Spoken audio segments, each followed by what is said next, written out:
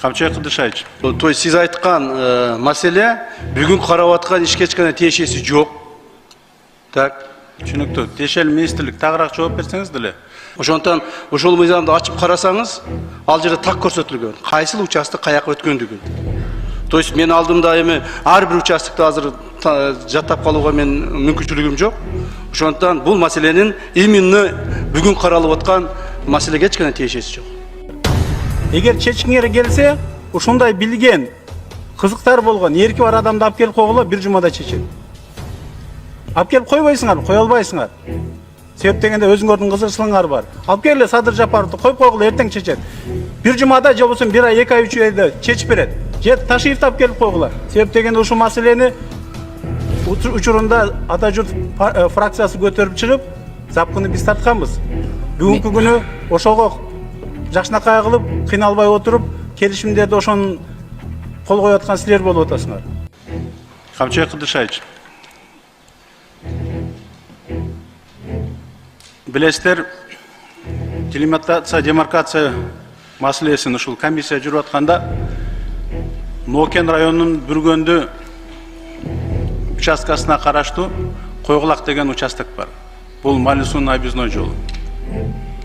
Мына ошол участокта bundan 1,5 ай мурун биздин кадастр чыгып, белгилерди коюп, отметкаларды коюп баштаган экен.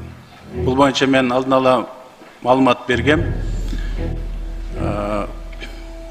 Жаңы белгилөө ушул белгилерди койгон учурда Бүргөндү айыл өкмөтүнө кеткен арык Өзбекстан тарапта калып атат деген маалымат чыккан. Бул боюнча мага дагы бир топ кайрылуулар болду. Ал арыктан Бүргөндү айыл өкмөтү 24 000 калкы бар. Целый айыл өкмөт суу пайдаланат, суу ичет.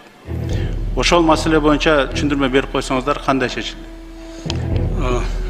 Урматтуу Талант Турдуматович, бул маселе, бул то есть сиз айткан маселе бүгүн карап аткан ишке ешкане тиешеси жок.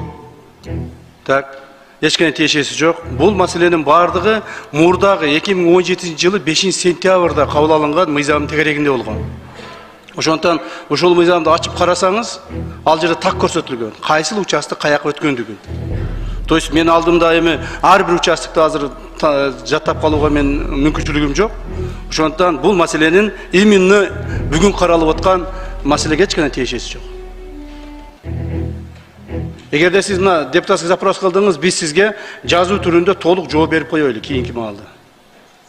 Бул жерде жанакы биз келишме боюнча водоохранный зона биз камсыз кылат экенбиз да. Кайсыл жерде? Водоохранный зона деген түшүнүк бар экен.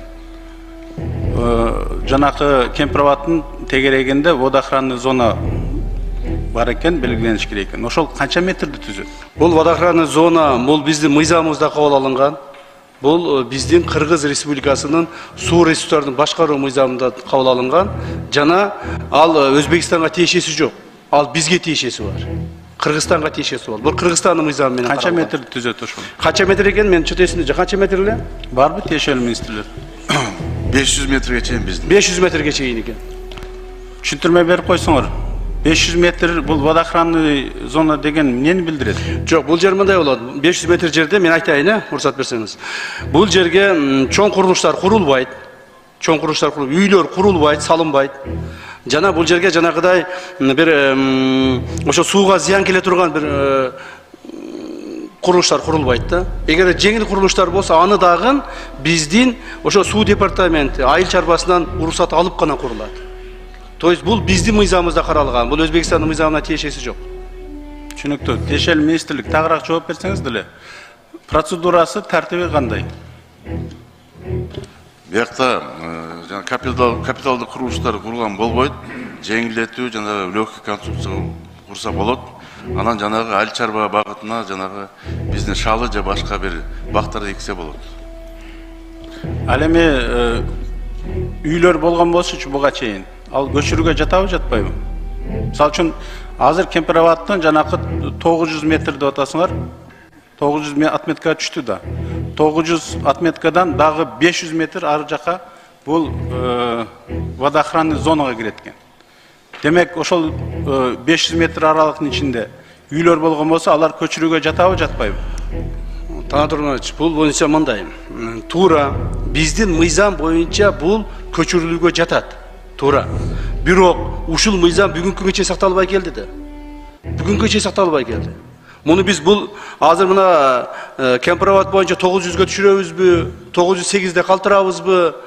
Бул мыйзамдын Кыргыз Республикасынын суу ресурстарын пайдалануу мыйзамын ушуга чейин ушу 500 метрдик аралыкты ушуга чейин сакталбай келген. Мындан аркасын өкмөт менен чогуу маселени чечсе болот. Же болбосо суу охранный зонанын жанагы 500 метрин азайтабызбы? Же болбосо ошол адамдарды көчүрүп чыгарабыз башка жака? Ал эми мыйзамдын аткарылышын камсыздаш керек да.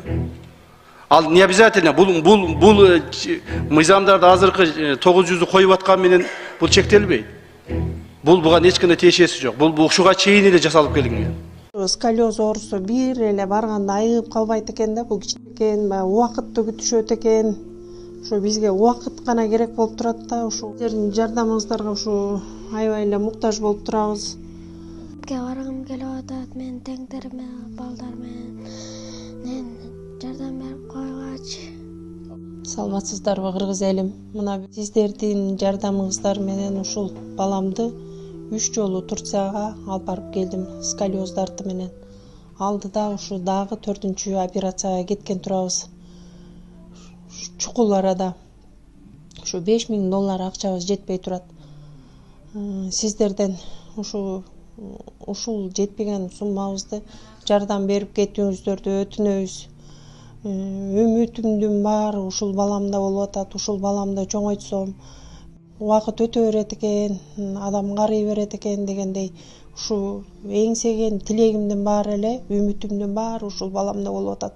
Ушул баламды чоңойтуп, эл катарына кошуп, тең туштарына кошуп, ушу келечекте ушу балам түптүз болуп, ушу эл катары ушу келин алып, ушул балам менен бактылуу болгум келет.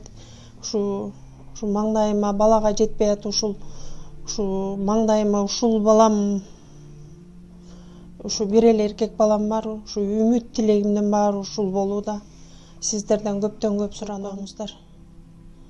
Алейкум, кыргыз элим. Мен болсо